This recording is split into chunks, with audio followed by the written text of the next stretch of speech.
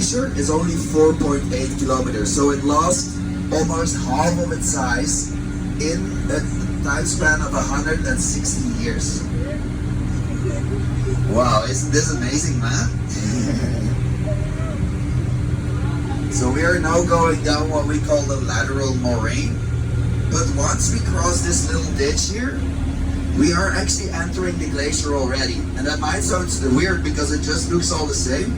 But actually from here on, we are entering what we call the ice-cored moraine, which is a part of the glacier that is, I told you, the glacier is moving at different speeds. It's the same as in a river. The water on the side of the river will move slower. So that's what's happening here, right under us, under this package of maximum 1 meter of stone and debris, we have glacial ice. And what happens is, because of erosion, this glacial ice gets covered, and because it moves slower, this cover stays there and forms an insulating layer over the ice.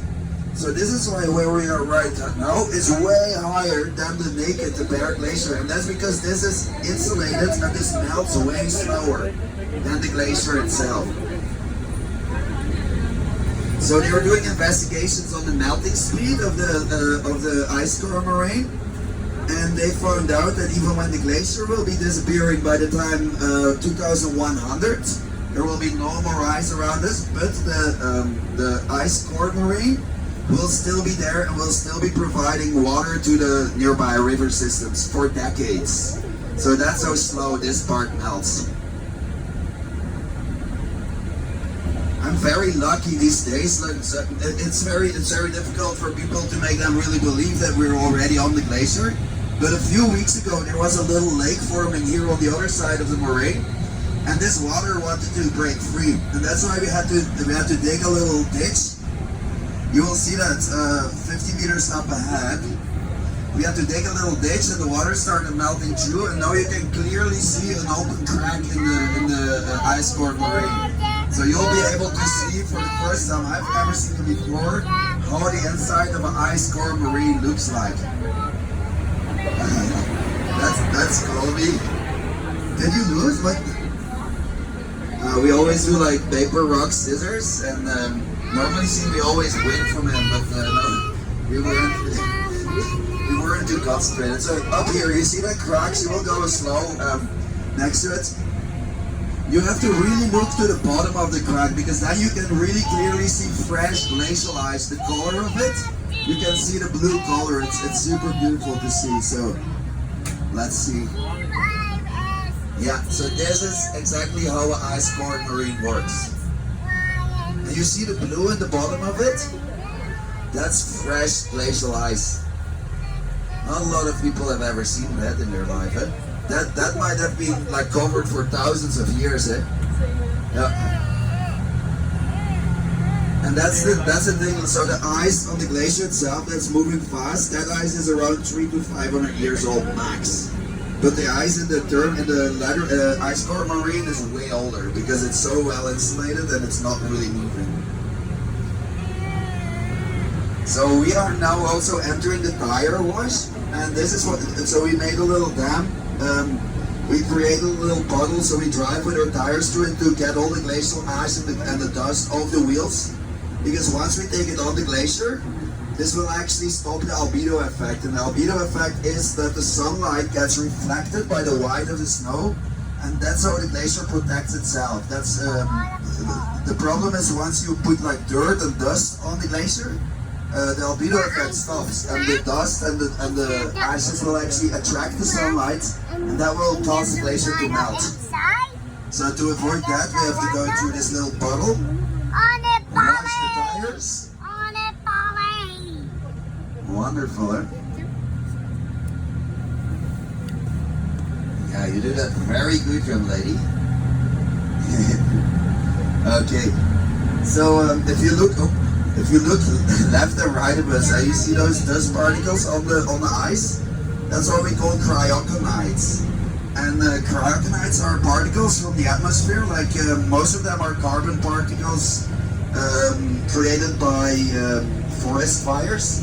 And what happens is when it rains, it's just like little raindrops in the atmosphere connecting to those particles. and then it drops down on the glacier, and it forms those dark patches, cryoconite. And if you put them under a microscope, you'll actually see that it's mingled up with microbes, with even viruses, algae. It's really alive, and it's super interesting.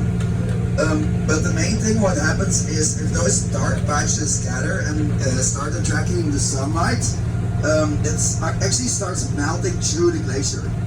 And this contributes to the biggest hazard you can have on the glacier, and that is crevasses and mill wells. So what is that? So the ice we are on right now is 260 meters deep. 260 meters to the bottom. These crevasses and mill wells are actually holes and cracks that are going all the way to the bottom. What happens is if you, in the winter, it gets covered in snow, and the snow creates snow bridges over the crevasses and over the mill wells, so you cannot see them. That's why we scan this area with a sonar, and we have like a turnaround point with boundary signs. Beyond those boundary signs, we have no idea where the crevasses and mill wells are. So that's why we have to ask you not to cross the boundary signs, because you might be standing on the snow bridge. If you fall through, you fall 260 meters down. And this, I mean, we put them there for a reason. Yes, they're having people who fell in, no people from us. But yeah, almost every year there is someone who thinks he can go on the ice and just falls through. And yeah, we don't want to call a helicopter.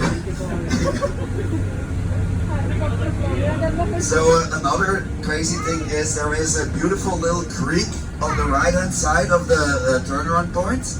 This water is the best water you can drink in the world. Like, no, I'm not exaggerating. It's literally the best water there is. So you guys, so there in the creek, you can see at the red signs there.